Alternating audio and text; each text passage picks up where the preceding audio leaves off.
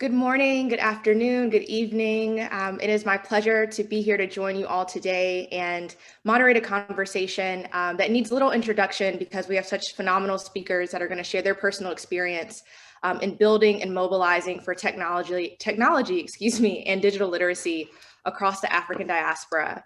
This conversation is part of a year of combating anti-Black racism. This is a organized event and a series throughout the whole year that is designed to take our conversations about anti-Black racism that really kickstarted in 2019 and 2020 as the world turned its lens on problems and circumstances that we've been discussing our whole lives and for generations. But in response to that momentum, we're seeking to turn this dialogue into a series of action. From each month in 2021, we'll host a global panel with rotating topics that explore how anti-Black racism manifests in that topic, the historical context of that topic, what's being done to move closer, and really who's working there, how can we get involved, how are the speakers involved, and how we can support. One departure that this conversation takes from the many other Zoom calls that you may have had in recent months is that there is a key takeaways document that is formed after each conversation. This is a guided document with clear action steps, follow-ups for questions, contact information for organizers, and most importantly, ways that you can get involved. So we do encourage you to take a look at that and use that as a resource throughout the year. And we're excited to continue to add to this topic series today. Just so you have an idea of what's coming up, our last session, we talked about economic mobility. We'll be talking about safety, education, health, food security, housing, creativity, citizenship and immigration, unification, and more, really covering the whole of the Black experience as it manifests across different countries. So without further ado, I'm going to take a pause as the moderator. My name is Dela Wilson. I'm the founder and principal of Axel Impact Studio. I know I said I was going to pause, but I forgot to introduce myself. So I'm the founder and principal of Axel Impact Studio. I've worked in inclusive tech and entrepreneurial ecosystem development for the past 7 years, and then started a social impact consulting firm where I work with folks like HBCU VC, which is designed to help support Black and Brown students in careers in venture capital and tech entrepreneurship.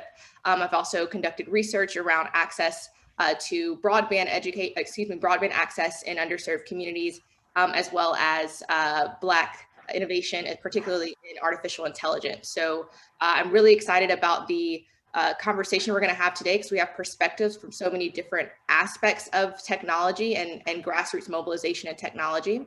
So I'm going to really pause now, and I would love for us to hear from our panelists and get a brief background of where they are, what they're doing, and how they approach this work. So Devon, if we could start with you. Hi, my name is Devon Singh. I'm a UX research manager at Capital One. I'm based out of New York City. Capital One is based in DC though, so I know we have a lot of, there's obviously Howard's out there, so we have a lot of Howard alumni at Capital One. Thank you. And Runako. Hi everyone, my name is Runako Celina. I'm actually calling in from the UK at current, but I've spent the majority of my adult years living in Beijing. This introduction is only a basic one, so I'll get into the rest hopefully later. Thank you. Right, sorry, I'm the co-founder of a platform called Black Liberty China, I didn't mention. Document and demystify the experiences of people of African descent, both in China and in relation to China. Thank you. Thanks for joining us. Nsikan. Hi everyone, thank you for the introduction. So yes, my name is Nsikan and I am calling in from London. I am a technology analyst at a firm called Accenture, and I'm really excited to be here today and talk about what's going on in the UK. I just wanted to put the disclaimer that my views are my views and don't represent my employer at any point. Thank you so much. And Tawanda. Thank you. And yes, my name is Tawanda Mugari, and I'm calling from Zimbabwe in Africa. I'm the co-founder of the Digital Society of Africa, which is a network of technologists around Africa. And our goal really is to capacitate citizens and activists on how to be using technology in a more safer and secure way. But more will be shared, obviously, because we've got a broad scope of work that we do, and more, I think, will be shared during the panel discussions. Thank you. Thanks so much. So let's set the stage, and you all have already started to do so in telling us about your background. Coming from the US perspective, we've seen in the last year such an investment and notoriety amongst initiatives for Black people in technology, both as employees, as being funded as entrepreneurs, and as educators or receiving digital skills. However, the kind of influx of investment or attention does not match with the need. So for example, in the US, about 58% of Black folks own a desktop or laptop computer as compared to 82% of the white population.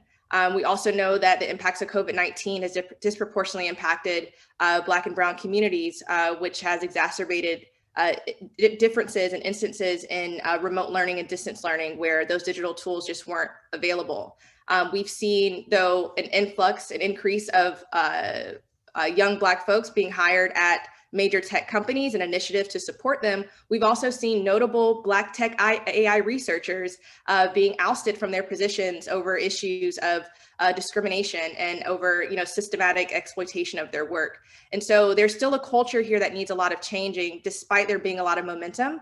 So I'd love to start with Devon, since we're both coming from the US perspective. Kind of how would you describe the landscape from your view? And what have you seen change in the last year or so? Yeah, I've spent the past 10 years working in tech. I've worked all around the United States, from the Bay Area to Midwest to now I'm in New York. And what I would say is big tech is failing us. Like, if you look at the numbers, don't lie, right? In 2019, there's a very famous tech website called Wired, and they did a pretty good job of doing an aggregation of all of the diversity reports. So these are reports that the companies themselves are releasing, so the Apples and all these companies are releasing to the world. So it's public access, and they kind of accumulate it all. And they found that only 3% of these workers in tech were Black.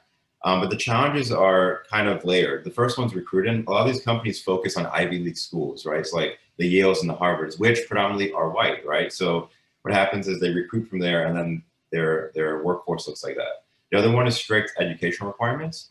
Often in America, in the United States in 2020, the US Census Bureau found that 26% of Blacks have a bachelor's degree compared to the national average of 36%. So it's 10% less. So if I'm hiring and I say that everybody needs to have these strict requirements, you're already like, there's a disproportion there, right? Of like who has access to it. There's lack of Black leadership. Even the ones of the 3% of us that are in the in tech, only 25% of that 3% are actually leaders, right? Where the rest of it, the other 75% of that 3% are just like individual contributors. And then finally, lack of mentorship, because there's not many of us in leadership positions.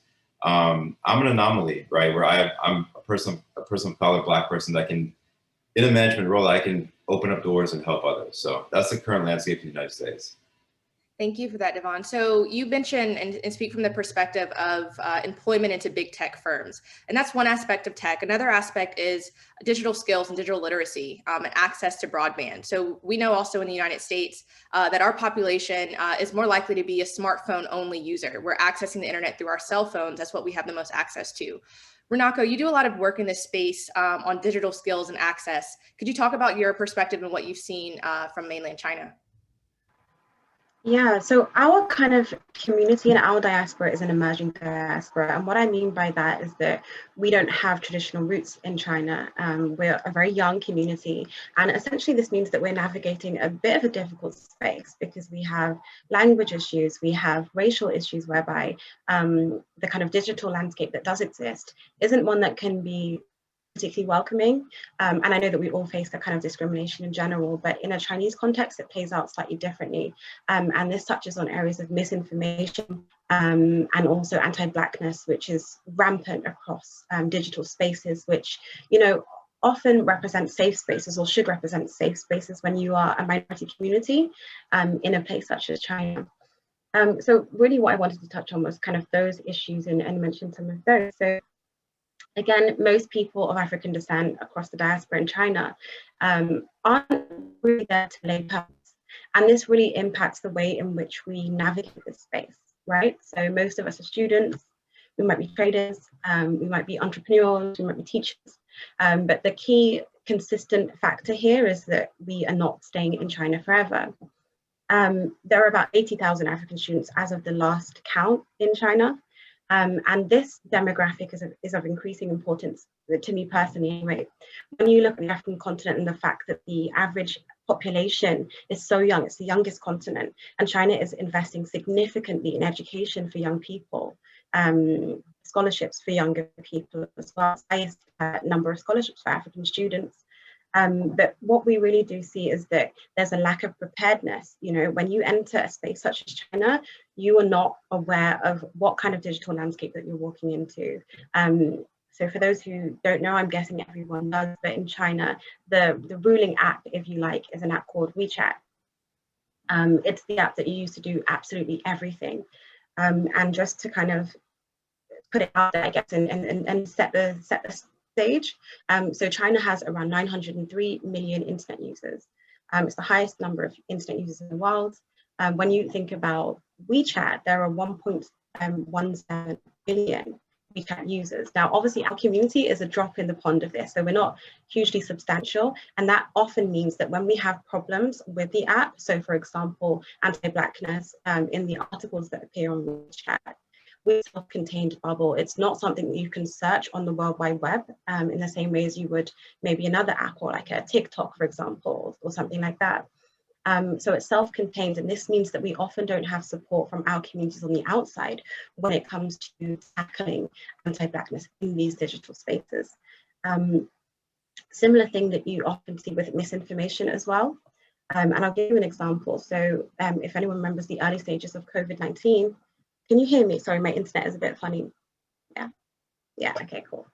In the early stages of COVID-19, there was a myth that was rampant within our community about Black people not being able to contract COVID.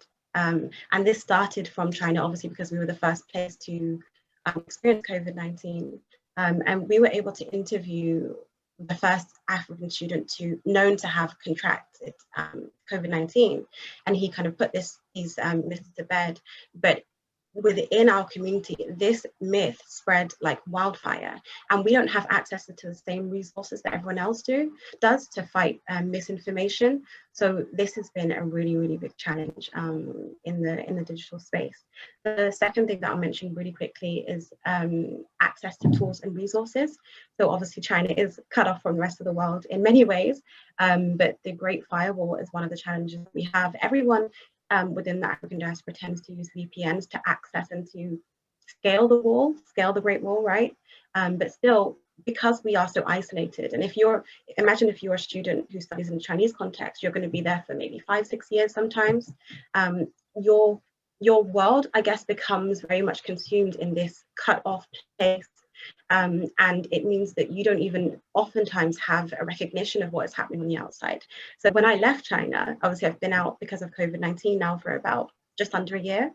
When I left, I kind of started to catch up with some of the great things that were happening in digital spaces, especially in terms of the fight against misinformation.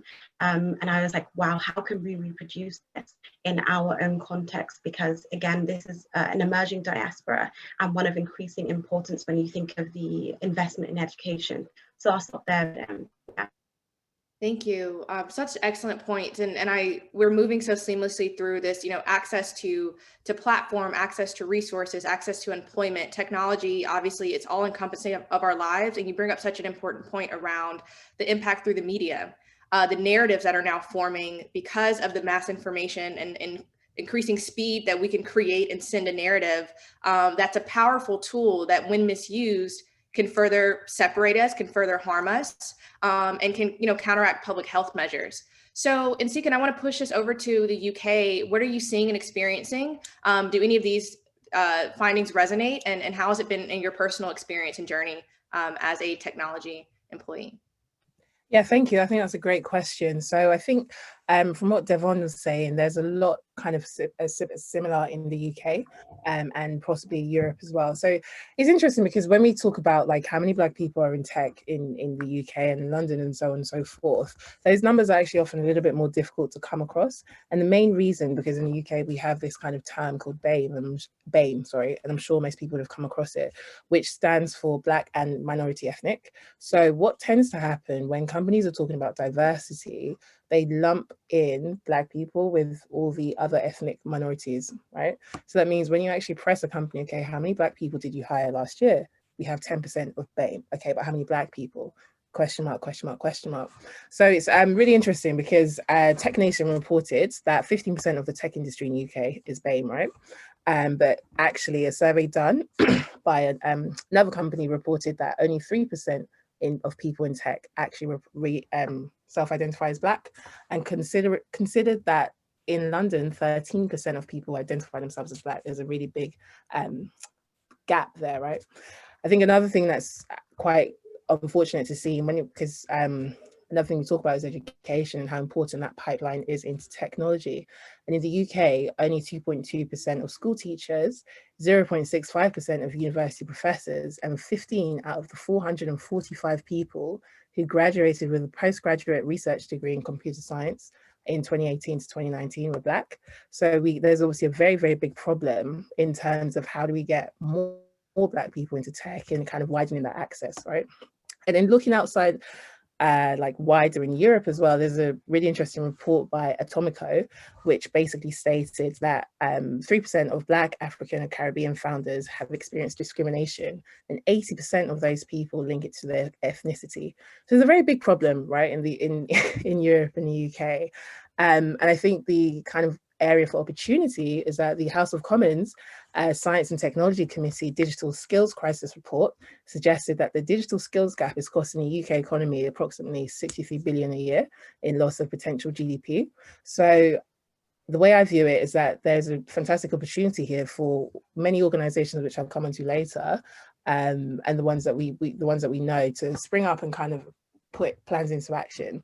Now, another thing that's been kind of interesting to see, so in response to the Black Lives Matter kind of excitement of last year, a lot of organizations had a moment of reckoning with themselves and said, you know, we're not doing enough, right? And there were lots of kind of conversations being had with organizations and individuals in the company. So I suppose during our different conversations, you might have had conversations with your friends or colleagues, like, you know, how has being Black in work affected you, and so on and so forth. And I found it a really great opportunity to really push it back, because, you know, you can't really ask the people who are the victims of the problem to solve the problem. What do we need to do to get more people in? It's really simple, but hiring more Black people. You know, I'm of the opinion that unconscious bias training and so on and so forth is a, I guess it's a nice to have, but it doesn't really tackle the systemic issues, right? And that's what we need to start doing. And I'm sorry, I know you have an agenda here, but I think one of the big things that we really need to start doing is kind of holding our companies to account and saying, you know, what exactly are you doing? What are your numbers? When are you going to start moving away from the term BAME and actually look at the breakdown? What is your pipeline for said breakdown? So yes, I'll stop there for now. No, thank you. And also, what agenda? No, my agenda is this conversation. This is exactly how it should go. So thank you. And such excellent points. And I do want to circle back. I want to pull in Tawanda really quickly and then circle back to this conversation of where have we seen corporations move from this PR message to tangible actions. But we'll circle back. I just want to get Tawanda in and get some perspective from Zimbabwe. Right, thank you. I think the fellow speakers really had lots of things to share, and I really do appreciate.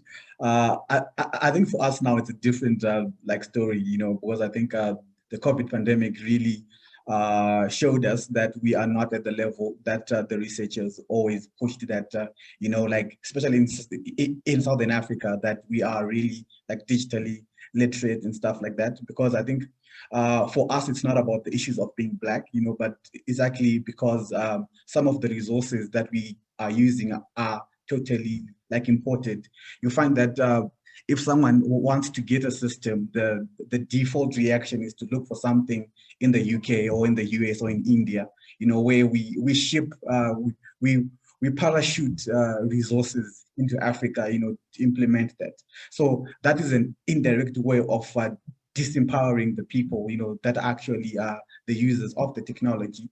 And you find that the pandemic, I think, if you really look at what really happened, yes, it was there across the globe, but most of our organizations, the critical parastatals and also the schools really didn't operate for the whole year, simply because of the lack of knowledge to say, okay, what platforms can we use, how can we use them, and who is going to implement them? Because you find that there's also this issue of colonization of the mind, where an African person cannot be able to actually implement a system within an organization. So that demystification and or trying to make sure that people get to know that there are also Black African people who are actually at par with the white person is also a thing. It hits us like both ways, but sometimes we are actually the people who actually demotivate or maybe cause harm to the levels of these skills.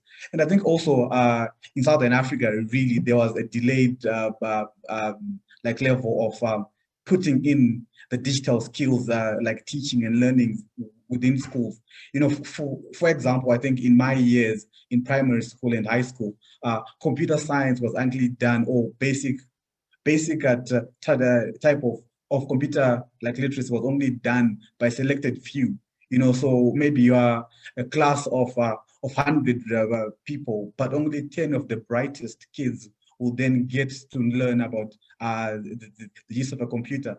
So that then also then minimize the chain, because it's in high school, you got 10, then from those 10, maybe only one thinks of doing a computer science degree. Then after they've gotten their degree, later on you'll find that that person can say, no, comp science is not my field, let me move something else. So we were losing resources then, but now you find that they're trying, to make sure that they start that. But also we find that at this time, we are the teachers, our generation are now the teachers, but unfortunately, we're not exposed to technology at an earlier age. So what are we teaching? It's like the blind is leading the blind, and obviously I think it's common and it's known that there is the issues of pricing and costs, issues. Buying a laptop is actually a privilege, because my focus is to feed my family. As a father or as a mother, whether I believe in technology, but the cost of that, is really far away from my value chain, because I'll prioritize to actually feed my family.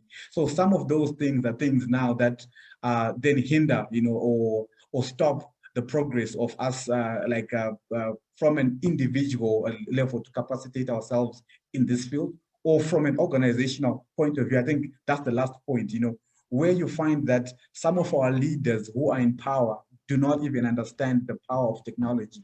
They do not want to adapt to the new norm, So you find that if you can't convince your president that this is actually something that we need to do, so how then do you think that the nation is going to move forward, even in terms of the issues of parliament? I think I'll stop there for now. You missed my exclamation because I was on mute, but such excellent points. I'm trying to think of where I want to take this next, because you bring up two really important points here. One is decolonizing our mindsets around technology, our abilities, our interests, what we want to do, what we can do. And second, this need for an approach that's both top down and bottom up. Where are our leaders in this space? And what are we doing on the ground to mobilize towards this? So I'm going to take first this mindset question.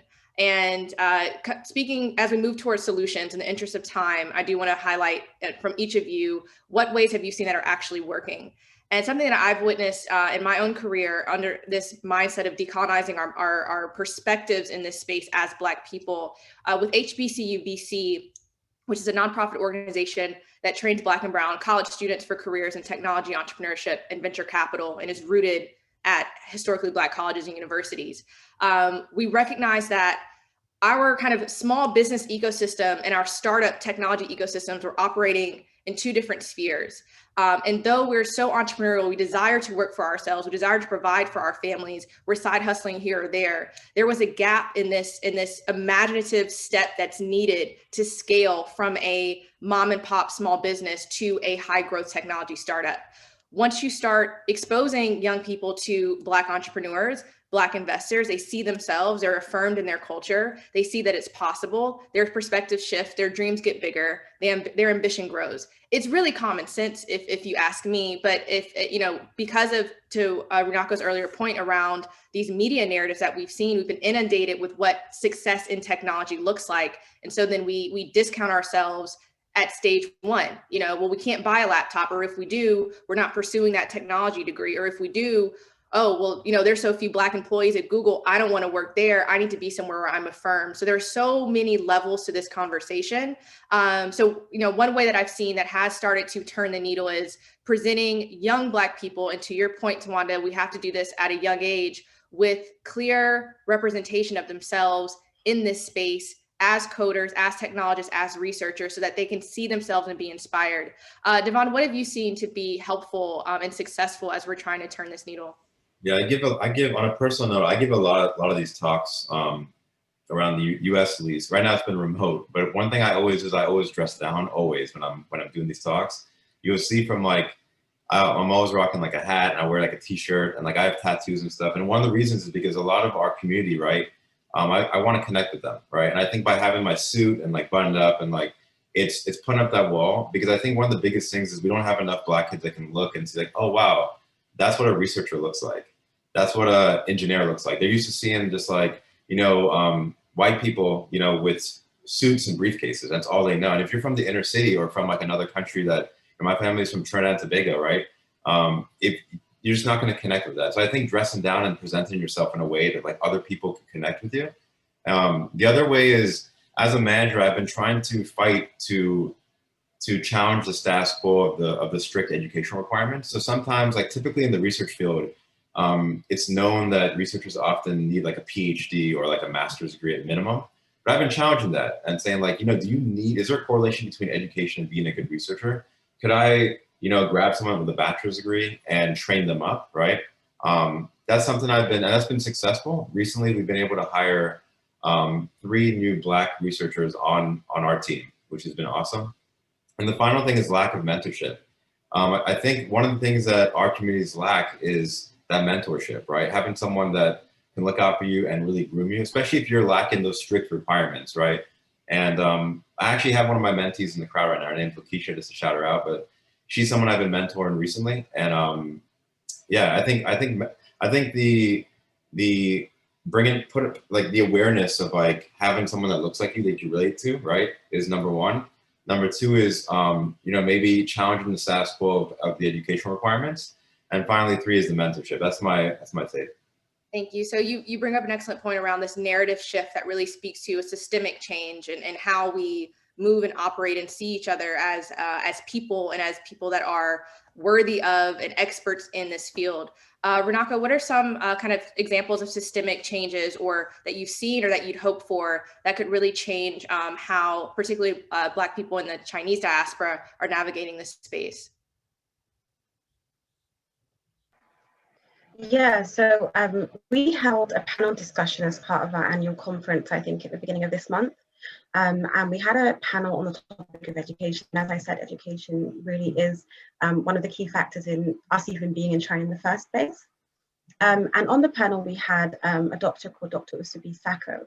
He came to China as one of the first waves of African students to come to China in I think it was around the 70s, 80s. And we also had students who are currently in China. And it was just so shocking to see the lack of change that had taken place between their experiences and the contemporary experiences of people within our community today. And it really, one of the things that he said was that when they arrived in China in the first time, they were kind of left to fend for themselves. There wasn't really any direction where to go. If you are looking for an opportunity in digital spaces, where do you go? If you are looking to navigate a very difficult, sometimes anti-Black space online, you know, what resources are available to you to know how to proceed. Because these resources, you know, we are a very new diaspora, a modern diaspora, an emerging diaspora, and so things take time. And I'm aware that the gains that we've made in the UK are not going to be identical or copy-paste examples for a Chinese situation, if you like. But it did really show me the need to develop mechanisms to encourage preparedness before people actually arrive on the ground in China. And part of the reason for that is because we know that on the apps that tend to be most popular in the Chinese context, such as WeChat, there's a lot of censorship that happens. So if you do want to speak about certain topics, and we saw this again, I don't know if anyone remembers, but last year during April 2020, there was some incidents that happened in Guangzhou, which is a southern Chinese city, which is home to the largest African diaspora in Asia. And there was rampant anti-Blackness and kind of pointing their fingers basically at the African community when it comes to COVID, and saying that Africans are bringing, and African people of African descent as well, because it was all of our community, and we're bringing COVID, right? And during this time, what we saw was that in these online spaces, specifically on WeChat, conversations were being censored. People were being targeted because everything is linked on WeChat. So you link your bank card to have certain privileges to be able to do certain things. So it's very easy to track you, even if you're just telling your own lived personal experience. And preparedness to me looks like telling people before they come, hey, this is what you can expect. And it's about safety. It's also about well-being and mental well-being in particular as well. And again, I didn't touch on this so much. This is about misinformation. So preparedness is something that we're working on based on that feedback. And that looks like developing a pack based on individual experiences for the different groups that exist within our diaspora. So whether you are a student coming from Africa or the Caribbean, what the information that you might need to prepare yourself for what your Chinese experience might consist of is different to, say, a Black Western educator who's coming to teach in a Chinese education system, right? So we're kind of developing those kind of things at the moment. The second thing that I would mention was the topic of, right, so agency is really important, especially when we speak about the topic of Africa-China relations more generally. And what I've been very excited to see is that African-owned, Black-owned organizations really pioneering new narratives in digital spaces that can ensure that not only our experiences on the ground in China are better, because it's creating a new narrative around Blackness and Africanness, but also that the understanding of Africa-China relations and who's gaining what from it is a bit more balanced and nuanced in a Chinese context. So you have this kind of Chinese savior complex, which sometimes does appear in Chinese narratives.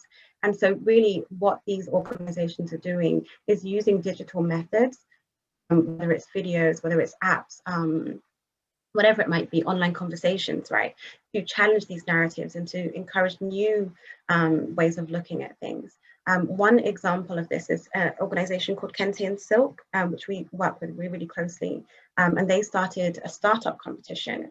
So like an accelerator would, startup competition for African-owned or African co-owned businesses that normally have a digital element to them, that are really trying to pioneer in these spaces. That's been really, really popular. And it's really helping to kind of shift this space. The second thing that I wanted to mention was workshops. So one thing that we've done, and we did this in collaboration with Kentian Silk as well, was to work with Chinese companies which have a pre-existing interest in diversity and in kind of diversifying their field. And obviously it's a very different space again to the West, but there are several companies that have kind of contacted us and said, look, we are interested in diversity. We're interested in looking at how we can incorporate more Black perspectives, wherever they might be from, in our workflow. A lot of the time, this is tech and gaming companies. So we've just finished a kind of diversity workshop with a Chinese gaming company who were interested in changing the way that they were doing things. And a lot of the time, if I'm honest, I do feel like there is a economic motivation behind this. Obviously, like it's we can see what diversity does, right? But ultimately, our community does gain from this, because we know that China, specifically if you look at certain places like Shenzhen, tech hubs within China are just innovative and just have so much to offer to our communities. And if we can get a foot in those doors, then we can really kind of hopefully kick them down, and also bring that knowledge back home. I think the last thing that I'll say here, I know I've been speaking for a while, the last thing that I'll say here, and something that really excites me, is the fact that most of our community do not want to stay in China forever. And what this essentially means is that whatever knowledge that we are able to gain and siphon while we're here, while we're in China, we bring home to our communities and our countries and our continent of origin. And this is super important and something that I'm really excited to see grow. Yeah. Thank you. Such excellent points. And this notion of preparedness made me think to Nsika's earlier conversation around what data are we collecting, and kind of the later thread of that is data ethics. You know, there's a whole, we haven't got to that thread yet, and probably one in the interest of time, but there's a whole aspect to our use of data and privacy rights. And there's huge battles going on that many of us are disconnected from because we're not in this space, yet all of us are connected to, because our data is wrapped up in it. So to your point of kind of, you know, what is the long-term effect? What are we bringing back home? That information, that exposure is so important as we teach our families and our friends that, you know, what we're putting into these phones is really valuable. And we need to understand how it's being used, what's being done with it, so on and so forth. So I want to push it over to the UK and see kind of what are some examples of success or progress that you've seen in this space. Sure, cool. So I guess one thing that immediately comes to mind at my company. So I am one of the co-leads of a network that we have, which looks after the analyst groups of Black talent that comes through. So we have successfully kind of set up a reverse mentoring scheme within the company, where we've gone to say, okay, we have a number of, because at work we have most of the Black people are in technology, most of those Black people are analysts, right? So going back to the whole thing of the funnel up into higher management, there's a really good pool, but we have to figure out how do we get people from the kind of like more junior positions into more senior positions, which then leads to more representation. So I guess the successful thing has been this reverse mentoring thing, getting it through the door, and particularly getting on board people who make the decisions in the company. I think another successful thing has been, it's interesting to look at it through this lens, excuse me for a wider conversation, but one of the interesting things has been getting like white people who are kind of committed to using their influence to change. Because, you know, we talk about active allyship, right? And another thing that was kind of frustrating to see last year was like a lot of people who had somehow not ever come across or heard of any of the things that Black people go through on a daily basis, be like, oh my gosh, I didn't know you experienced this. Wow, what can I do to help? And so there's kind of a saying we have in the UK, you know, it's a very London-centric saying, but you stick it on them to make sure that what are you actually doing to help, and this is what you can do. And so the reverse mentoring scheme, getting that through to like some of the most senior people in the UK branch of the company has been great. I think another thing that in terms of what success looks like for me personally, I think there's a parallel approach here. I think Devon made a really good point around mentorship, and I completely echo that sentiment. But I think on the flip side as well, we need to start talking about sponsorship. So when you do have people who come into the companies, and specifically talking from a corporate point of view, but you come into the company, perhaps the first person in your family or immediate circle to work in a global conglomerate, for example, how do you navigate this space? How do you kind of go through those things that are unseen to you because you just don't know, right? And who is kind of fighting your corner. So success to me is for people who are Black to know, okay, one thing I need is a mentor, but I also need a sponsor of someone who can actually, on my behalf, advocate for my journey. And then on the back, and then on the other approach is the navigation. So me as an analyst, what do I need to be doing? Me as a consultant, manager, and so on and so forth, right? And then taking it also to success for me, what I would really, really love to see are like more diverse hiring across different tech organizations. So it's really great because there are a number of companies, and I'm very aware that we're short on time, but there's a number of companies I mentioned like YS and BYP. These are two companies that are looking at kind of connecting the right opportunity, Black talent with great opportunity, and taking it past the fact that, you know, what we are hiring you because you're Black kind of thing, but you're great at your job. and you just happen to be Black. And that's a really important thing that I think needs to be distinguished as well. And then just touching on the VC space as well, there's a company, Diversity VC, that has kind of started a diversity standard for VC firms, because that's also a really big thing in terms of and I'm sure this is something across the globe, but founders of color getting less money and recognition and so on and so forth. Another thing that I personally like is the Race at Work Charter, which some companies have employed, which basically says, when we're looking for clients, when we're going to clients, we will only work with you if you have a certain diversity number, right? Or sorry, certain aspects of diversity. And for me, those kind of standards would be a bit higher, but I think it's a bit of success that is in the conversation. But I think overall, what would success really look like to me is British people on a whole being able to say, okay, we like to use the term Black. There seems to be a very big question mark as to why we can't just say we have X amount of Black people, whether it's shame because you have such a small amount, or whether it's just, I don't know, British upper stiff lipness. But effectively just taking it past the, just breaking things down for what they really are and saying, how do we work to this? You know, diversity not being just a nice to have, but a necessity. There's a business need for diversity. And if that's the angle you want to play it, then fine. But understanding that it's not going to go away, it's not going to be hushed about, we're not going to forget about it next year when the next thing comes around. Like, we have been here, we will be here, and we will continue to be here. So we're all focus on the same thing. So let's, you know, get this job done, really. And having people actually push things past snazzy marketing tools and catchphrases. I'll stop there. Yes, thank you for that whole word. Absolutely right. Tawanda, I'm going to push it to you. I'd love to hear what's working well. What are you inspired by as we try to push this forward? Well, thank you. And once again, you know, I think my fellow like panelists are really sharing a lot of like context. Though I'm going to divert a bit because I think our context is a bit different. But I would like to agree with some of the things. I think the first thing that I really want to stress is the issues of allies.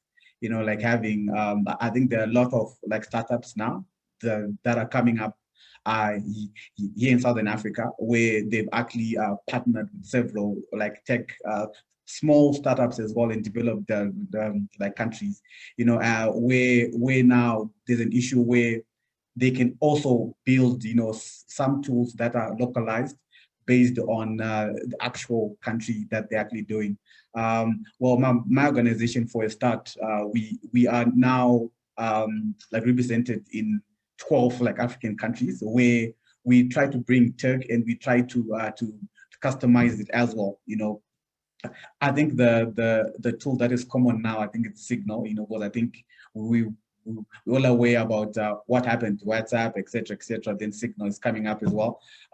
Like localizing tools, you know, to become, to be local like languages. I think we've successfully done it in Shona and like Swahili, which is a good thing for us, you know, because I think English, yes, we can say it's a good thing, you know, but it's not standard in most of our countries and most of the people that are actually like using this tech. So this stage of localizing really is helping a lot of people, and we do thank some of the startups that are there.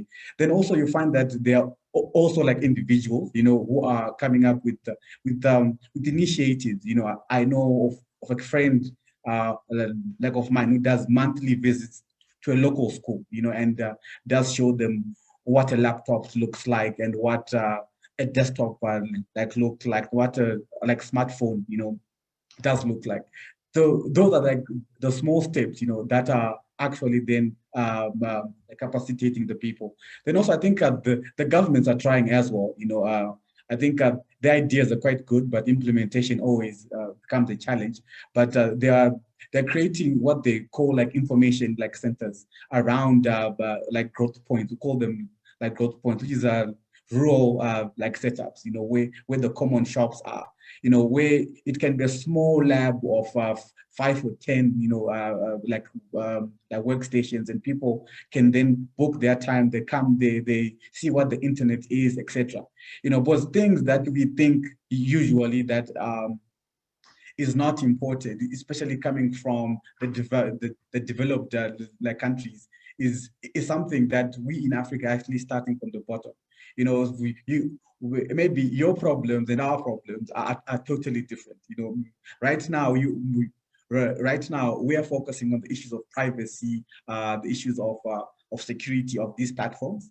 Yet down in Africa, we're actually fighting to say we need to be to make the infrastructure there, you know, so just some of these things. Then lastly, I think has been like an increase of literacy, you know, where people are pushing to accommodate or to educate the children on how to use like technology. You'll find that most of the curriculums now, they've got a set like subject, you know, where they call ICT, you know, basic like ICT, which is now mandatory, you know, all like government schools and private schools, you know, which is a good thing as well.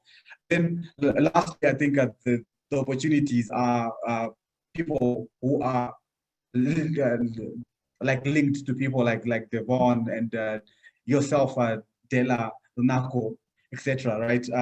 You also are the people who can actually increase the success of the African story, because you find that I always laugh, you know, at panels where I can actually joke to people in developed like countries that have got a pet lion and a pet giraffe, etc., etc. And to some extent, some of them can actually believe that. You understand? So to me, that's already a sign that they don't know the context, because you can be Black, but you're actually in the States and you don't know the narrative of an African child.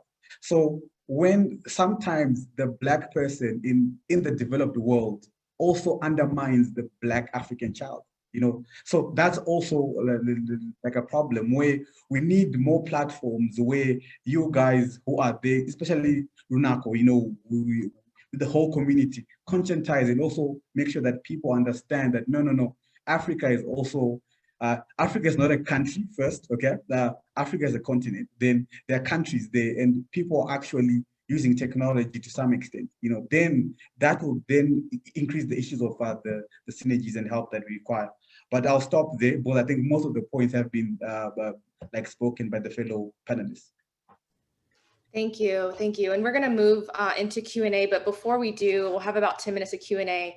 I did want to, thank everyone for joining this conversation and share just a couple of notes that I took. As you all were speaking, I just recorded some terms that stood out to me: identity, data, narrative, mentorship, sponsorship, funding, leadership, localizing tools, name it and claim it, preparedness, infrastructure, repatriation.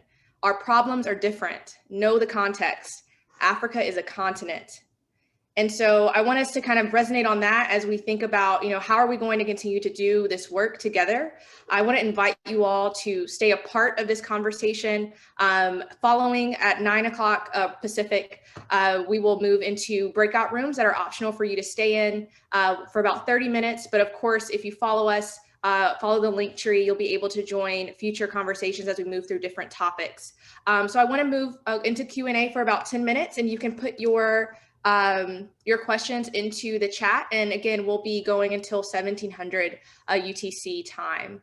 And you also can just chime in with your questions vocally if you have those as well. I think we're a pretty small, a small group of folks in here. So feel free to turn your mic on and join the conversation.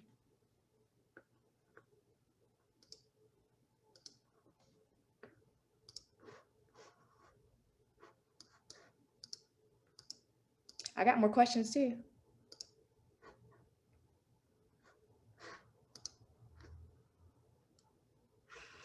Okay, so as the group is thinking about some things that they want to ask the panelists, I want to go back to a point that Tawanda just brought up around within our community, how we can, as Black people in the diaspora, better support one another in this work. And I think, and I want to talk from this perspective because a lot of our conversation has been about what we expect or request the dominant group to do in response. And you brought up a very excellent point around the harms that we can do within our own community. So I want to bring that up. And then we do have a hand raised by Alan, Audris, who will come in after you. So Tawanda, do you have any further to add on that? Yes, definitely. I got tons, in fact, I got tons of things, but I'm going to just like summarize it and be brief. You know, you find that I think what really helps is that the African story needs to be told by the African people. Okay, and it is not right, okay, for a panel discussion to be held in the developed country and someone who is not African is actually explaining about the African problems. Okay, so that's actually the first step. And we here were actually the majority of people who organize or have got some form of influence on some of these discussions when they're happening. So it can start by just that, to say, we can't say there's internet blackouts in Africa and you now get someone who is white and based in the UK to give an analysis of that, because that person doesn't understand the actual impact it had on the person who like was on the ground. You know, so I think the first thing and the main thing and the main point that I just want to put out here is that African stories should be told by African people who are actually in Africa. Okay, then I think that is the first step, Dela, and I want to stress that point and leave it there. Then others can definitely then chip in. Thank you. We're going to put it to Audress and then Dominique. So Audress, you can ask your question. Hi, everybody. Good morning. Thank you all so much for lending your time. For me on the East Coast, it's 12, it's about to be 12 p.m. So thank you so much for lending your time this morning. I had a question in regards to when a lot of when people think of getting into the tech industry, they think of this overly complex kind of like graphic designing, or not even like coding, but what can people do who want to break into the sector on an introductory level? What kind of jobs are available for people who do eventually want to climb a ladder, but like have to start somewhere? Yeah, I can take this real quick. What I would do is first, I would go on LinkedIn, and the beautiful thing about the internet is that you have access to people like even like this right now that you normally wouldn't have access to. I would go on LinkedIn and hit people up that have the job that you want. So what I mean by that is if I want to be a UX designer, right, find people that do that and then get all in their inbox and try to get a mentor. Now, if they are like, obviously that could be more difficult. Some people will just like ignore you and flat out.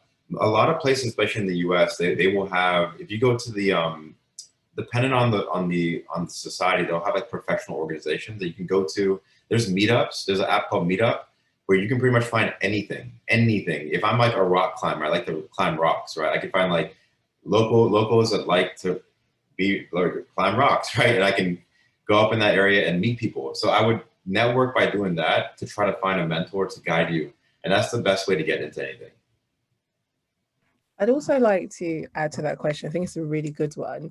So I didn't say this in the introduction, but I consider myself a non-technical techie. So I don't code, I don't know how to do any of that stuff.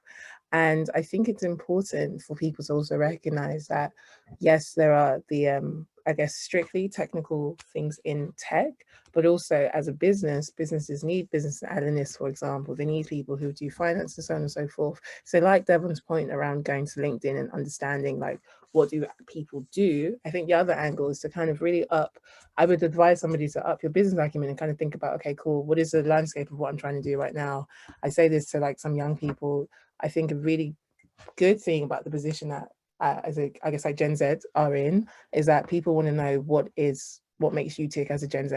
So as a really good like intro would be to kind of have a conversation around, okay, I've noticed this is what I would do differently, that kind of thing. Sorry, I'm not suggesting that the person who asked the question is Gen Z, but just more in the sense that I think it's just about having kind of really a lateral way of thinking about what's going on, and that there are many, many routes into technology and really kind of exploiting everything that's available. So another thing, a lot of companies in the UK at least will do apprenticeship schemes for people, insight days and that kind of thing for people who kind of don't know about the company. And I think it's about really being proactive and seeking out those insight days, because you can ask all sorts of questions. So yeah, that would be what I would add to that. And I would just add really quickly that, even you mentioned graphic design, that is technology.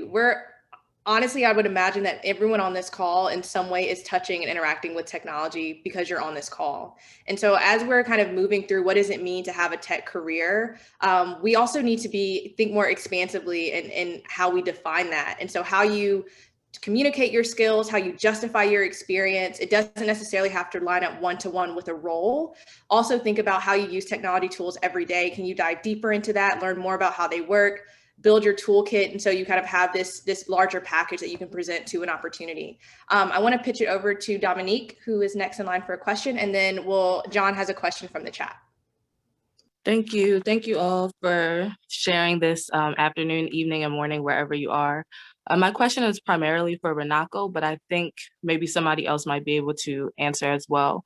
So I'm curious to know, since you put like great emphasis on those Africans who are in China, not wanting to stay in China forever and wanting to go back to their respective country or region, if you all are having conversations about, you know, what that looks like so that you can keep the momentum going, because you have mobilized so strongly in China, but, you know, once you leave, as not to lose that interconnectedness and not to lose all of that knowledge that you shared, so that when you do go back to your respective countries, that community is still there and still strong and thriving, so that you all can continue to succeed and soar. So I would love to learn more about that and maybe what that might look like for some of you all who are doing work in other regions.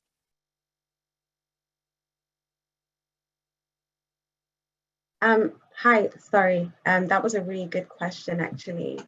I think, you know, within China's African diaspora in particular, one of the things that was really exciting for me was that in 2019, in November, there was the ADIC net that was created, and it's the African Diaspora in China Network. It has aspirations of being affiliated with the African Union. And kind of the immediate conversation that happened in November 2019 was in partnership with the African Union. And the hope of this organization is to form an umbrella body, which is, you know, when I first came to China in, I think it was about 2012, 2013, there were talks back then of an organization like this existing, but it's very, very difficult in a Chinese context to set up recognized organizations as a non-national. So it's been a long time coming, but this umbrella body I have great hope for, and I really do think that it can serve as a foundation almost to have this process whereby when people do leave, because we are such a transient population, and that's why it's so hard to lay permanent foundations. As I said, people are always coming, people are always going. But this organization, if we are able to keep a record of everyone who is coming and going and build on these ties, and also I should say that outside of this organization, this is happening in small pockets. So you do have diaspora organizations who focus on their individual country, sometimes even region. But again, I think this will serve as a really good umbrella body to further these aims. So yeah, it's happening. It's just slower than in a place where people tend to lay down more permanent roots. Yeah. Thank you. I want to move now to a really great question from the chat from John. He mentioned, how can we collaborate more effectively across the diaspora in terms of when we face similar problems in different regions? And this is pitched generally, so whoever wants to take this question.